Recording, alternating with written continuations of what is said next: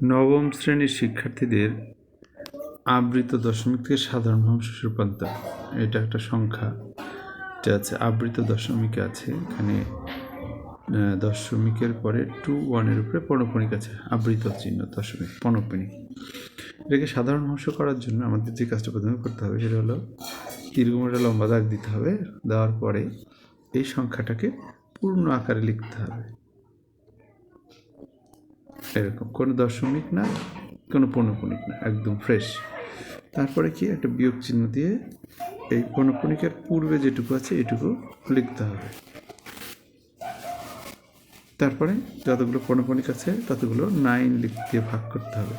পৌনঃপুনিক আর এই দশমিকের মাঝখানে যতগুলো সংখ্যা থাকবে ততগুলো শূন্য দিতে হবে।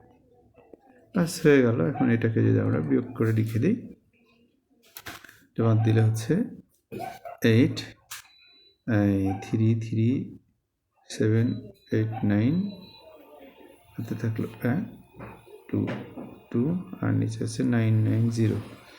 এটা হচ্ছে আমরা লঘিষ্ঠ আকার করলেই যে ফলাফলটা হবে, এটা লঘিষ্ঠ আকার করলেই হচ্ছে 2 2 9 8 ভাগ হচ্ছে 9 9 0। এটাকে লঘিষ্ঠ আকার করলে যে ফলাফলটা হবে সেটা হচ্ছে আবৃত দশমিক ভগ্নাংশ থেকে সাধারণ ভগ্নাংশে রূপান্তর করার পদ্ধতি। তাহলে আমরা কী করতে হবে, সংখ্যাটাকে পুরোপুরি ফ্রেশ আকার লিখে তারপরে দশমিক আগে বিয়োগ করে দিতে হবে।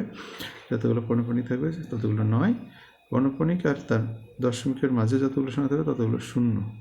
তারপর এটা বিয়োগ করে এটা ভাগ, মানে ভাগ বলতে লঘিষ্ঠ আকার করতে হবে, কাটাকাটি একটা করে দিলেই তাহলে হয়ে গেল আমাদের হচ্ছে আবৃত দশমিক থেকে সাধারণ ভগ্নাংশ করা।